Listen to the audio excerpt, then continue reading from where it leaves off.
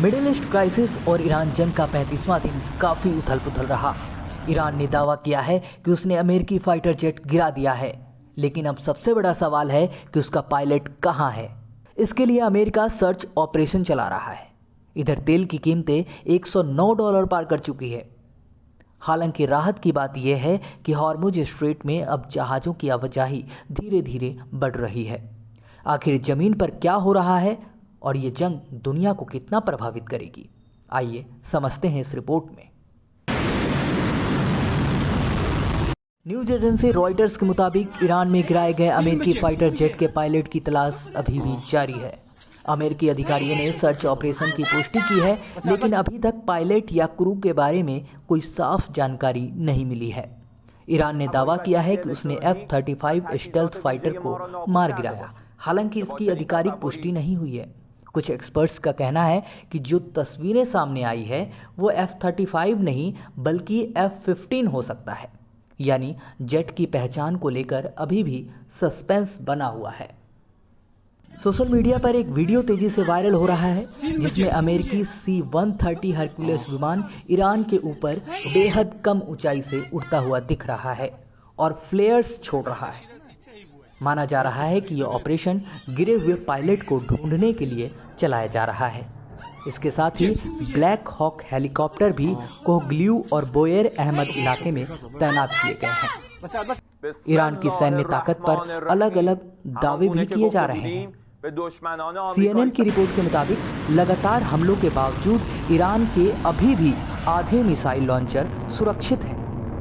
इसके अलावा ईरान के पास हजारों ड्रोन मौजूद हैं, जिनमें से करीब 50% अभी भी इस्तेमाल के लिए तैयार हैं। यह आंकड़े डोनाल्ड ट्रंप के उस दावे से अलग है जिनमें उन्होंने कहा था कि ईरान की सैन्य ताकत काफ़ी हद तक खत्म हो चुकी है। इस बीच वेटिकन से बड़ी अपील सामने आई है। पोप लियो 14वें ने इजराइल के राष्ट्रपति से बात कर तुरंत युद्ध खत्म करने की मांग कर रहे हैं।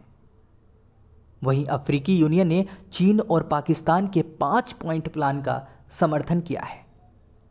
इस प्लान में शामिल है तुरंत सीज फायर, बातचीत शुरू करना और हॉर्मुज जैसे समुद्री रास्तों को सुरक्षित रखना। इस जंग का सबसे बड़ा असर दुनिया की अर्थव्यवस्था पर पड़ रहा है। ब्रेंट क्रूड की कीमत करीब 8% बढ़कर $109 प्रति बैरल के पार पहुंच गई है। युद्ध शुरू होने के बाद से अब तक तेल की कीमतों में लगभग 50% की बढ़ोतरी हो चुकी है।